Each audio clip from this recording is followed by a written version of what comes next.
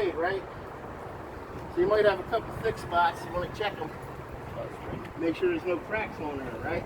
So some areas are rolled, some areas are sprayed. They put roller marks in it to see where the thick areas are, to show you that, right? So what you're really looking for is something that looks like this. Plenty of primer down.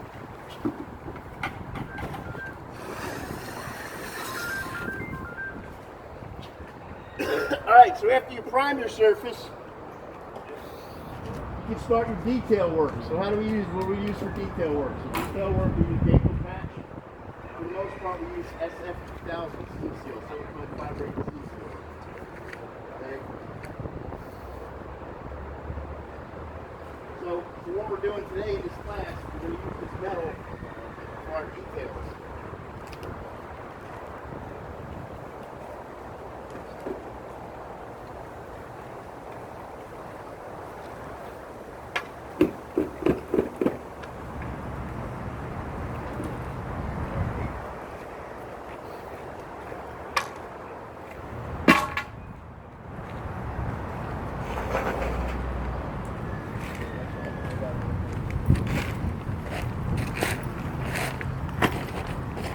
So art panels, we got a different way of doing the seams. When you have an art panel roof, it usually looks something like this. You usually have some screws on the ribs. You might have some screws across here before you have a seam in it, right? And when you have a seam in it, you walk on that seam, it flexes like this. So anytime we're doing any kind of metal, we have to detail out our screws, right? So our fasteners all need to be done.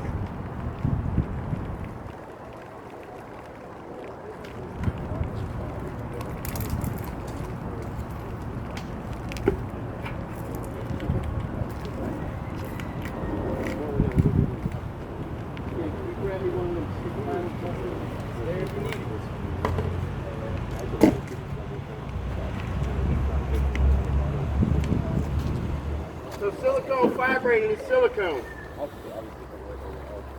This is bad because we're getting rid of this stuff.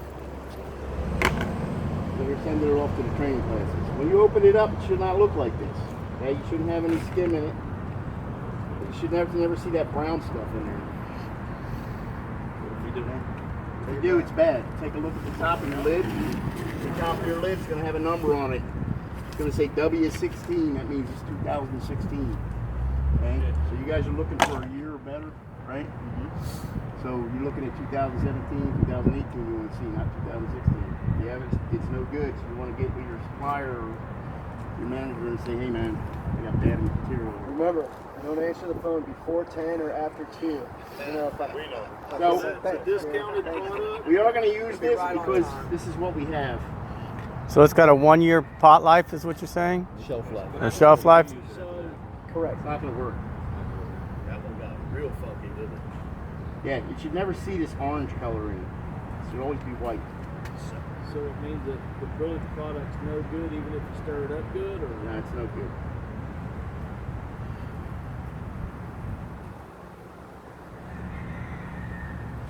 So it should be real thick like this when you open it up. And silicone, it's always, I mean, you're always going to get a skim on it. The way to not get a skim on it is to put your lid on and real tight and turn it upside down, and it'll form a seal. And then it won't skim, or you can put a piece of plastic or visqueen in there. Put your lid back on it. If it does skim over on you, just peel the skim off, throw it away. What's inside there is still good. Same thing on your silicones for your S2000 and 2100. And also on your buckets of silicone, when you're done using them, just stick them out in the sun to dry. And you can peel that silicone out, you got a nice clean bucket to use. So with every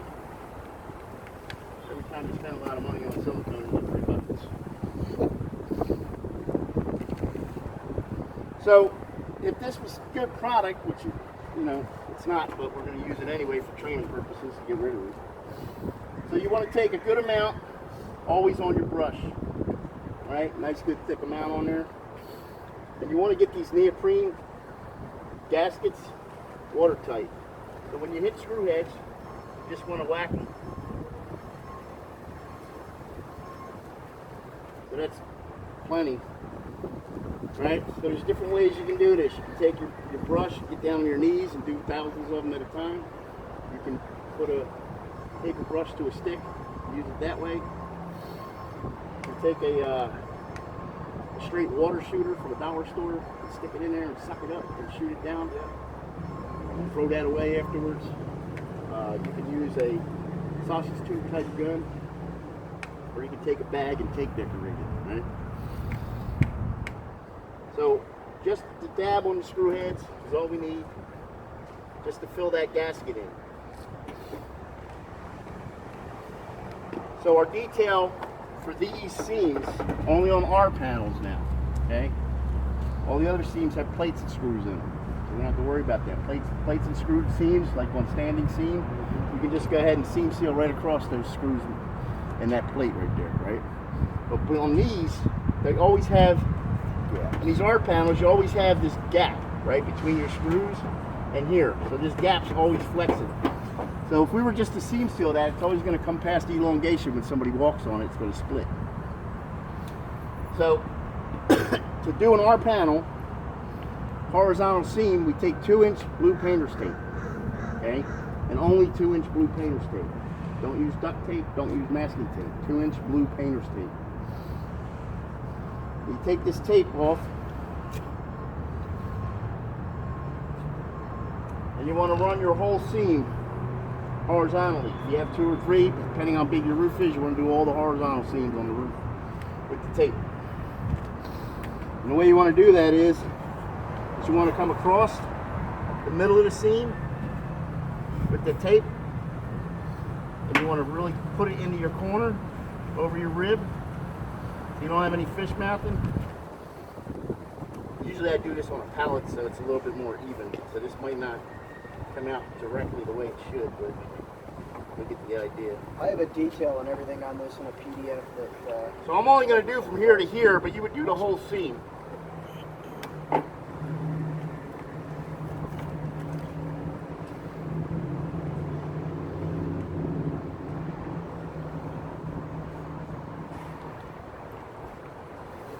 You do the whole seam with the tape, right?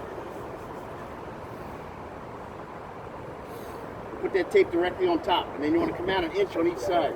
Yeah.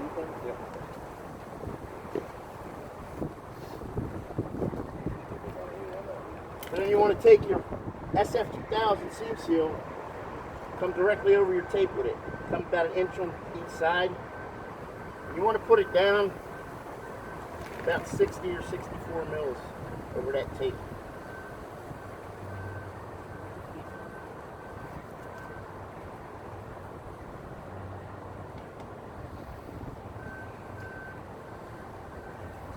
Gaco could come up with their own tape so they could make more money. Using the blue They're tape. not Figs, man, better. What's that? Real tape. So you have to put the blue painter's tape on here, because once we get it covered, that tape becomes sacrificial. We want it to break away underneath of that coating. Okay? The reason we wanted to do that is because it causes a small expansion joint here on the seam now. So it's going to flex more, and when you walk across it, it's not going to split. Okay? So that's your detail for horizontal seams on your R panel. Always blue painter's tape, 2-inch.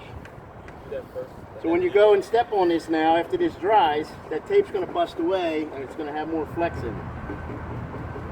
Okay? If you were just to take it and just do this, that's going to split.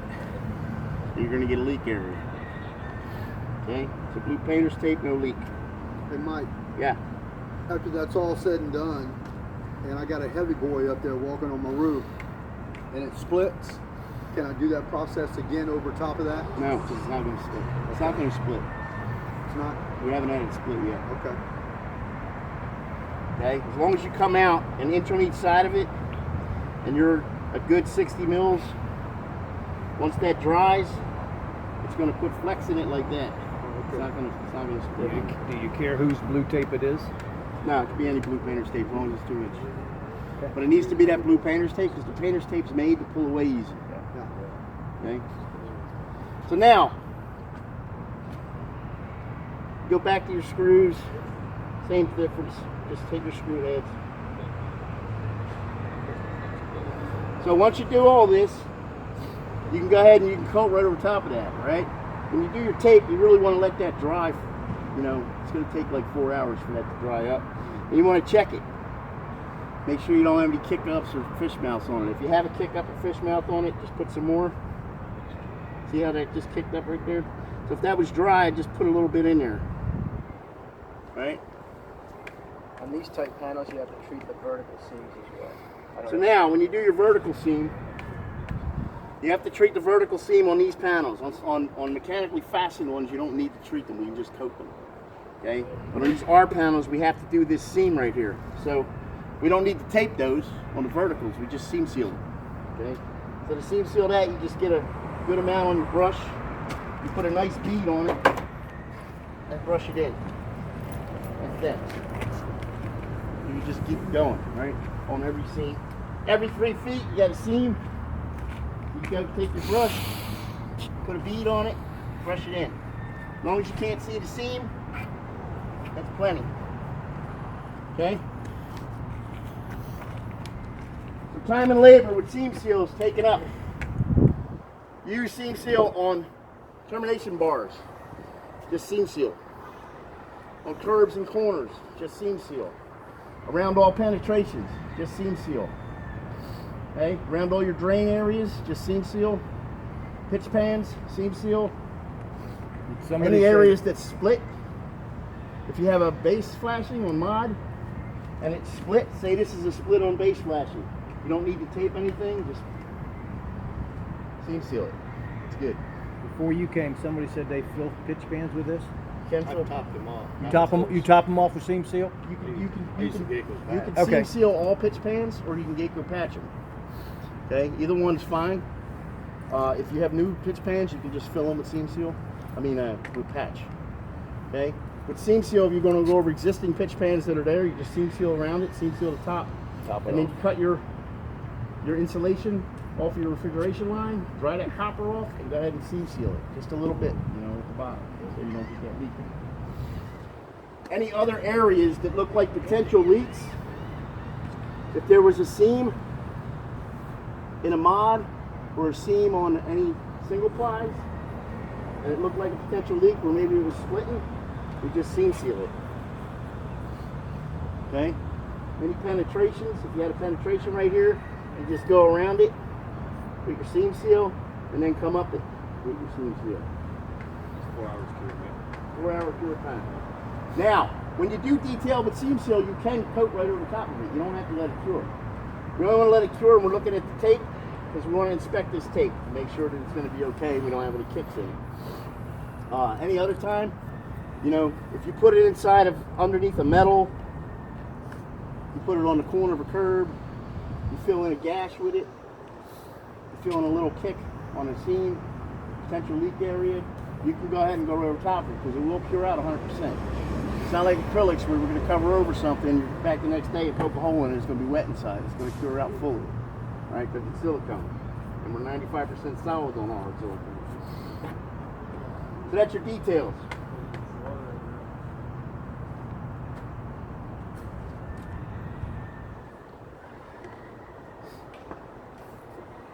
Remember, this is bad. I sent that up to Wendy. I'm sure she knows, but I'm sure that's what they're sending them out at. I think they're sending them out just to get rid of them. Makes sense. So once we get our details done, it's time to put silicone down. Because your detail work's your last part of your prep, right? So what do? We prepared our roof, we cleaned and dried our roof, we put our sealer down on our asphalt, we put our E5320 primer down on all our surfaces. Once our primer was cured, we did all our detail work. Now we're ready to put silicone down. So we're checking it. Now usually it would be raining outside and I left this here because I want to show you there's not a lot of sun out and I'm not really getting any of this on my hand. So it does dry pretty quickly, but just because it's dry doesn't mean it's cured, right? So you got a 4-hour cure time with 5320. So in a good sun and 80, 90 degree weather, we can cure up in about 2 hours.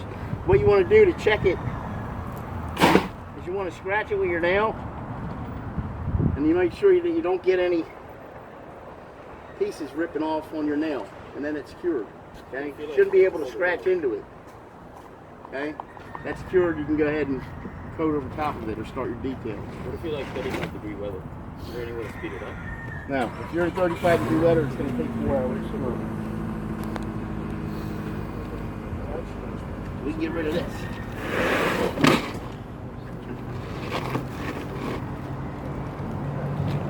Florida, there ain't a roofer gonna do shit at 35 degrees.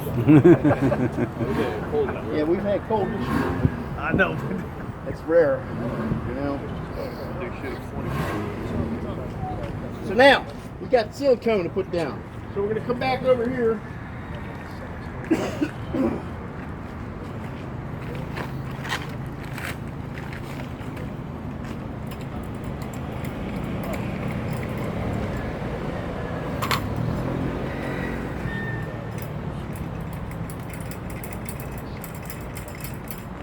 Can the silicone be applied by your gun or only? Okay. Can you apply the silicone by your gun? You can apply the silicone, can be brush rolled, sprayed, squeegeed, or spread. Right? To spray silicone, or to spray Gaco silicone, I should say, you have to have it GH 933, Gaco 933 sprayer, or a Gaco X70. Okay? We supply both of these machines to us with everything you need on them. And you can request, but if you do buy one from us, you'll get a level 2 spray training. So level 2 spray training consists of a technician comes out, we put the machine together for you, show you how the water and oil separators work on it. We take the lower pump unit off, show you how to repack it. We show you how to hook the 5-to-1 assisted pump up to it. And then we show you how to clean your gun out, and then we show you how to clean your machine. Okay? The only thinner, or the only time that we use thinner, is to clean spray equipment. Okay? We don't ever thin our products because our products are petroleum and solvent free. Right? Our silicones. You get more out of it by spraying. You can get just as much out of it by squeegeeing it. It takes a little bit longer. You're going to save time spraying it, of course. I've snaked or ribboned out roofs when it's windy out with a spray machine. 268 gallons, about 4.5 hours. So, I mean, they're going to put 200 gallons down anyway, squeezing it in about 4 or 5. You're not going to really kill too much.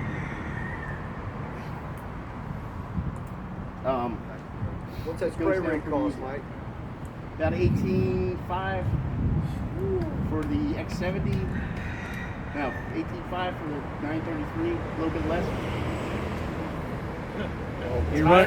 You're running out of time, buddy. 933's in the 20s. With all the hose. What you get that is you get an extra, I think we give you an extra 300 feet of hose. And if you buy it through us, you also get, let's call it a day and a half of training from our guys that'll come out and help you run the hose and or help you run the system.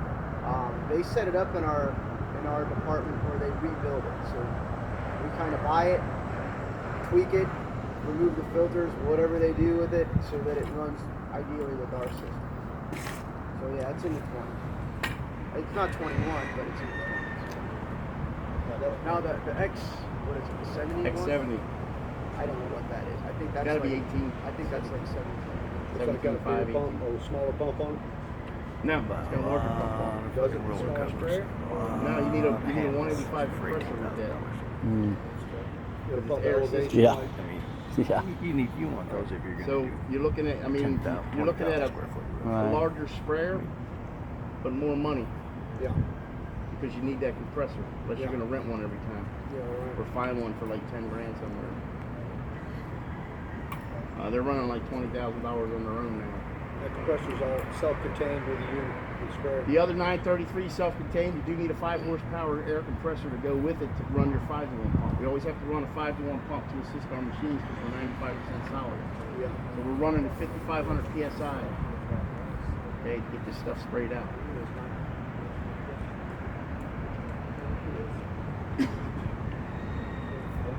We'll talk about that more when we go inside.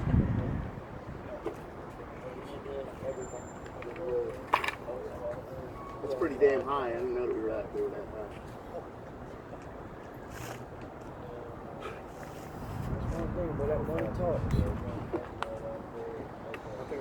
Well, that's because we have a lot of stuff that we add to the machine. Yeah. You know, but still a little high. But you know, if you're gonna do 1 million square foot of roof, you can go ahead and afford one.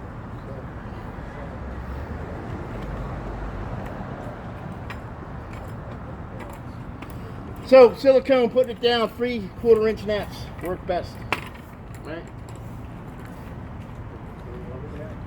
3/4 inch.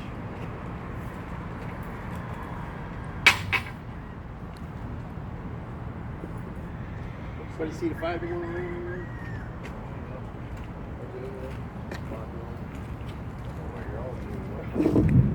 I lose something every time I come out here. You had it. Yeah, man. What are we looking for? 5-to-1. Is it in a gallon bucket? It was laying right over here. Might be underneath that. When I picked my hammer up, it was over here. There you go. So we're going to go ahead and put this 2100 down first. 2100 is 3rd generation silicone. We had our 1st generation silicone we had out, which was 2 parts. We went ahead and made a 2nd generation 95% solid silicone, which is S2000. Chris, We that's made our stuff better. 3rd generation Better for S21. walls. S2100. So the 2100 is good because it has more whiteness retention. It has better cleanability. It's got a rain-X effect to it. So when it rains on it, it beads off. And you can put it on a vertical surface up to 50 mils, it will not run.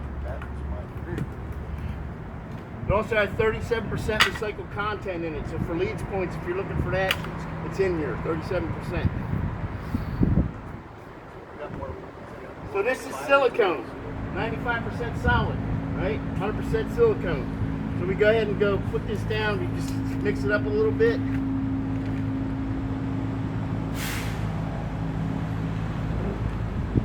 And again, you want to get a nice wet roller. Do we have any mill gauges out here?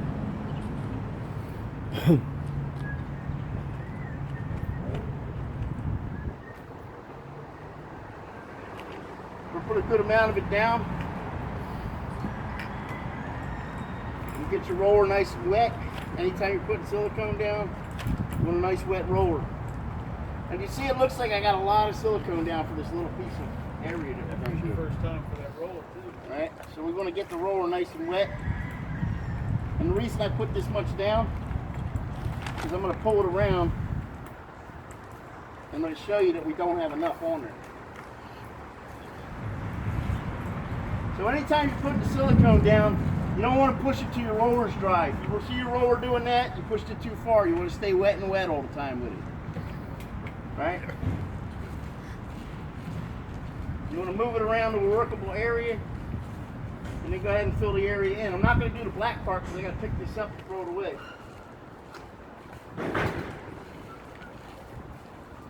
Can you hear that? Hear that stickiness? Yeah. And if I push on this thing, it's going to move this piece of Get- sheet around. get That means more- I don't have enough silicone down. Okay? So even though it looked like a lot when I put it down, it wasn't quite enough because we're looking at 1.5 gallons.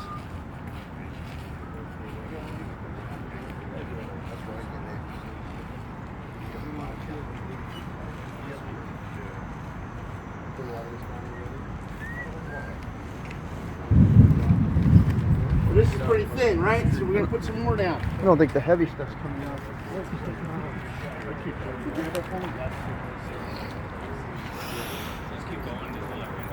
There's no window on it. You can put silicone down. It's a one coat system, so you can put it down 45 mils if you want. Okay? And the way we usually put it down is you would use a squeegee. You go to squeegee, you go like a V formation or W formation with it. Or you could use a brush or the roller method like I'm doing here. But just push it around. You want to get a workable area out of it. And then you want to really work it out. Right? And when you work this stuff out, what you're looking for is these waves. See these waves in it? That's what we're looking to get. If we get these waves in it, we know we're about 24 mils or so. So the thicker that the waves are in it, the thicker it is. The fatter the waves are, the thicker it is. The thinner the waves are, the thinner it is. So you should be able to push this roller through here pretty easily without hearing anything squelching or sticking. Any suction on it. And the more you put your roller in it, the more it's going to thin. Okay? You won't keep playing with it. Can't get the glue over here, so I'm just going to go ahead and check this. So, this is a wet mill gauge, right? So we'll show you how to use these inside. You take your wet mill gauge, we're looking for 24 mils. So 24 mils wet will get you 22 mils dry. Okay, it's very important. If you're putting down, you want 22 mils dry for a 10-year warranty, then we need to put down 24 to 25 mils wet. Okay, we're only going to lose that 5%. So we're going to go ahead and check this. The way we check this is we look at it and we put it up against our hand and then we press down on it. And you can see that I just hit that 24 mils. Okay? When we pull it away, I know I hit 24 mils, so I'm going to get 22. So that's plenty down on there for my 22 dry. All right? But we're using this. So if we wanted to go 30, if we wanted to do a 20 year, we went 38. So we were looking for 44 mils. Right? So we put some more down. You can do it in one coat, not two? You can do it all in one coat. Okay. Best way to do a granule surface is to stage your area out with striking lines.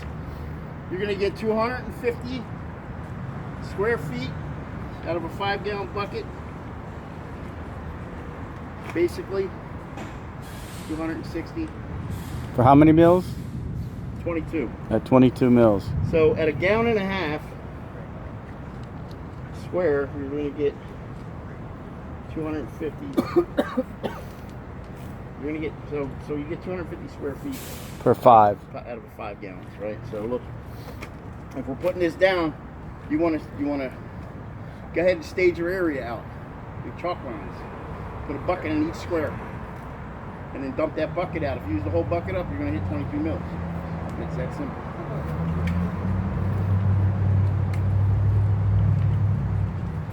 So again, you see that these waves got thicker now, right? They're higher and they're thicker looking. So I know that I got a lot of millage going down here.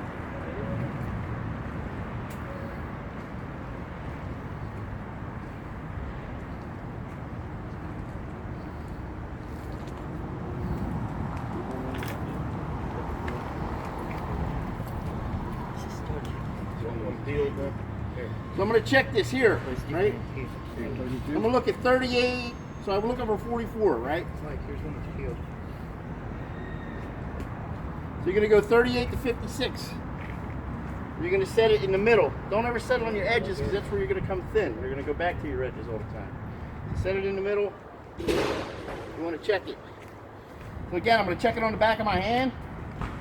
I just hit 52 mils. Okay? See, I hit 52, but I didn't hit the 56, right? So that's 52 mils.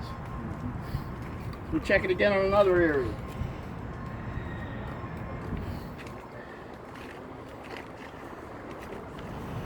So in that area towards the end, we hit 40 mils. See, we didn't hit 44, we hit 40. Yep. Okay? So we got 52 to 40 inch, 52 to 40 mils, right? So what do? We're looking for 44. You can thin it out a little bit more. So you just run your roller back through it. And pull it like 6 inches towards you, 6 inches away from you. The more you put your roller in there, the thinner it's going to get. but you need to pull it. It's a small surface, you can't really do it on here, but you need to pull it to you and push it away from you. So basically this has got on this square probably about 48 to 50 mils, because we had 56 and we had 40, and I just rolled through it again. So we can go ahead and take this up Wow. and look at it. So we know we got 40 mils, 50 mils on there, doesn't run. Okay, so one coat surface on your verticals. Okay. Walls, that's 2100. Recommended on walls. You put it up. You know, I mean, 38 mils is your standard dry for 20 year. You're really not going to put it more than 40 mils anyway. 44 mils. Not independently. Okay. Matter of fact, in water. If you were to use S2000, it's going to be 2 coats on the verticals. All right. So we're going to do S2000 now. Can you grab that towel? Get this straightened out.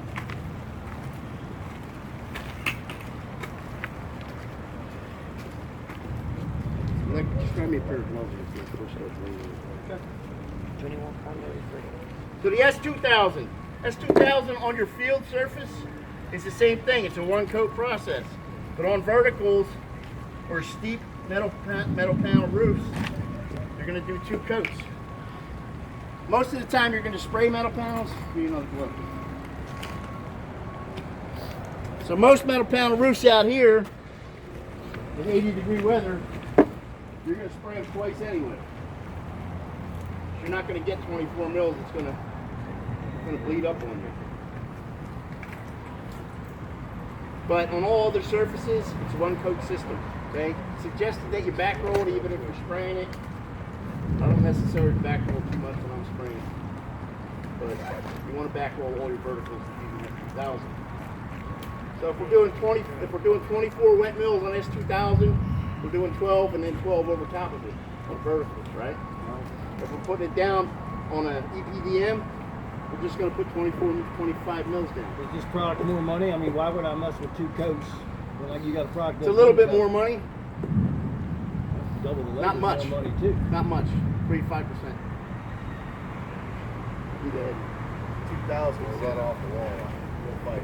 Double the labor is more money too. We'll fight on a wall. Vertical wall. She'll all be They a gotta puddle be a- down the bottom of the roll back up. Yeah. They come out and check it. Yeah, now we're at that. So S2000, we're going to do a dip and roll method. So on this EPDM, we're going to put down 30 mils.